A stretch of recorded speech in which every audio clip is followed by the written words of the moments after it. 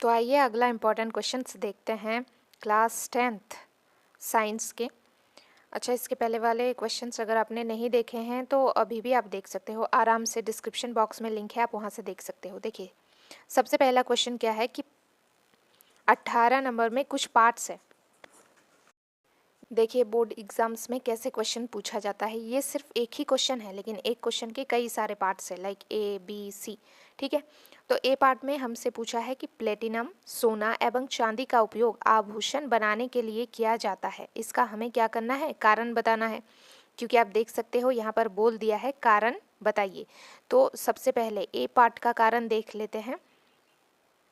Platinum, सोना एवं चांदी के अग्र लिखित गुणधर्मों के कारण इनका प्रयोग आभूषण बनाने के लिए किया जाता है।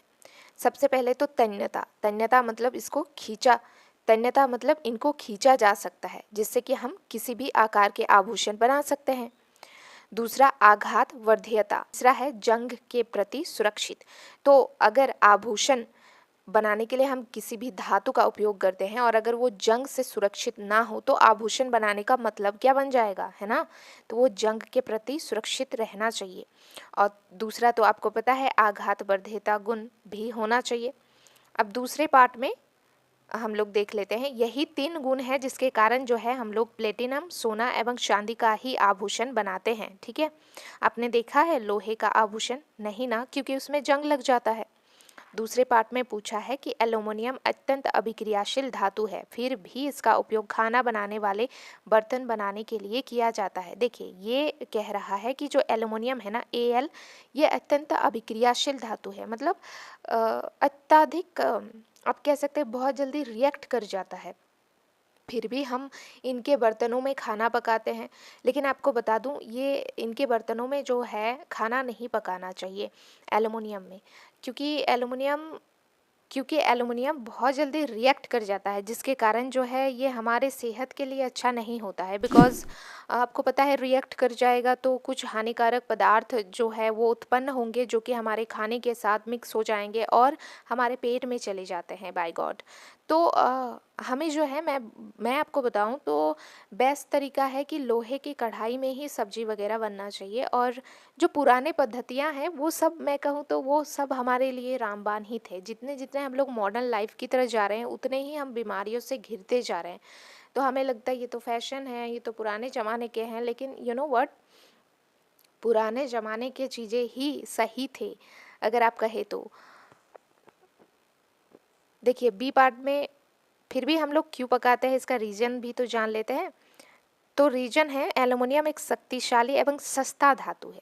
ठीक है, ये इजीली सस्ते रूप में हमें अवेलेबल हो जाते हैं, जिसके कारण जो है इसका बर्तन बना देते हैं। सेहत को कौन देखे भैया, पैसा है, पैसा पैसा।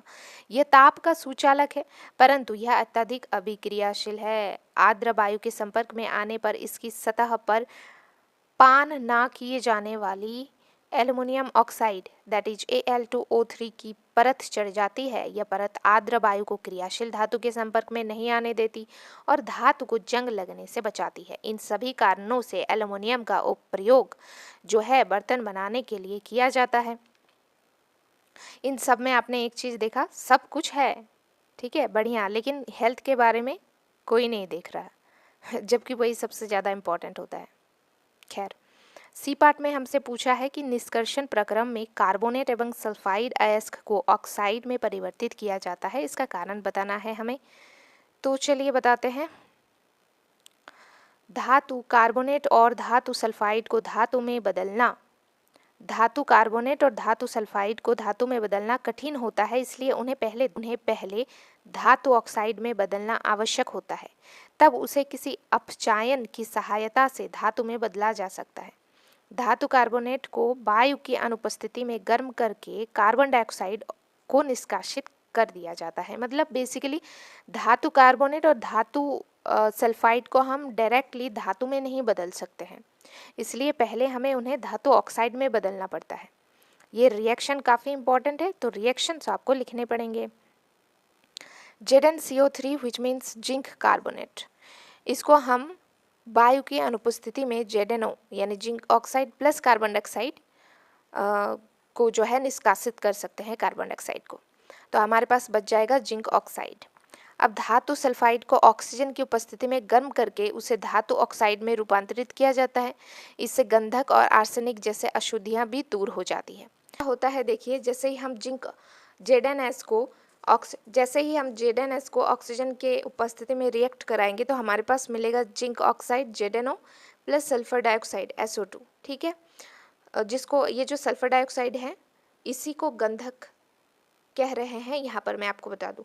तो उसके बाद क्या होता है, ये जो सल्फर डाइऑक्साइड यानी गंधक और आर्सेनिक है ना, ये अशुद्धियाँ भी दूर हो जाती है। इस तरीके से S+O2 सल्फर डाइऑक्साइड तो ये उड़ जाता है और 4 times of AS plus oxygen, तो ये आर्सेनिक भी दूर हो जाता है। तो ये रिएक्शन आपको जरूर से एग्जामिनेशन में लिख कर आना है। ठीक है, मिलते हैं नेक्स्ट इंपॉर्टेंट क्वेश्चन के साथ, तब तक ये सब प्रिपरेशन करो और कमेंट बॉक्स में ज़रूर बताना कि आपको ये वीडियोस हेल्पफुल लगती है या नहीं। ठीक।